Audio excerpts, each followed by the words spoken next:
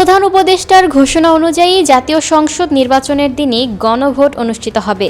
এর জন্য আগামী সপ্তাহেই আইন হবে বলে জানিয়েছেন আইন ও বিচার বিষয়ক উপদেষ্টা অধ্যাপক আসিফ নজরুল।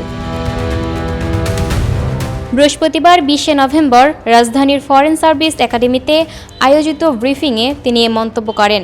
আইন উপদেষ্টা বলেন, সরকার গণভোট আইন আগামী 3 থেকে 4 কার্যদিবসের মধ্যে করবে। এর আগে গত 13ই নভেম্বর জাতির উদ্দেশ্যে দেয়া ভাষণে প্রধান উপদেষ্টা অধ্যাপক ডক্টর মোহাম্মদ ইউনূস ফেব্রুয়ারির প্রথমার্ধে ত্রয়োদশ জাতীয় সংসদ নির্বাচন আয়োজনে সরকার কাজ করছে বলে জানান।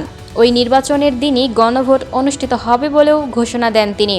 প্রধান উপদেষ্টা আরও বলেছিলেন, আগামী জাতীয় সংসদ নির্বাচনের দিন গণভোটের আয়োজন করা হবে, অর্থাৎ জাতীয় নির্বাচনের মতো গণভোট ফেব্রুয়ারি প্রথমার্ধে একই দিনে অনুষ্ঠিত হবে। এতে সংস্কারের লক্ষ্য কোনোভাবে বাধাগ্রস্ত হবে না। নির্বাচন আরও উৎসব মুখর ও সাশ্রয়ী হবে। গণভোট অনুষ্ঠানের লক্ষ্যে উপযুক্ত সময়ে প্রয়োজনীয় আইন প্রণয়ন করা হবে।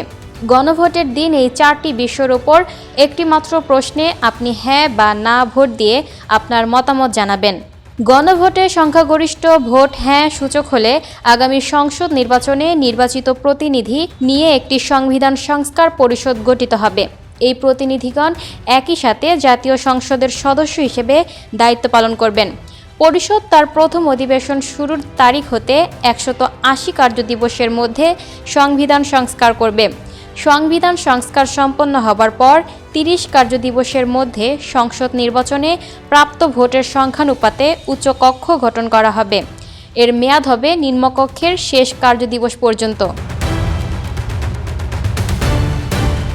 Lucky Akter, up to date news, Dhaka.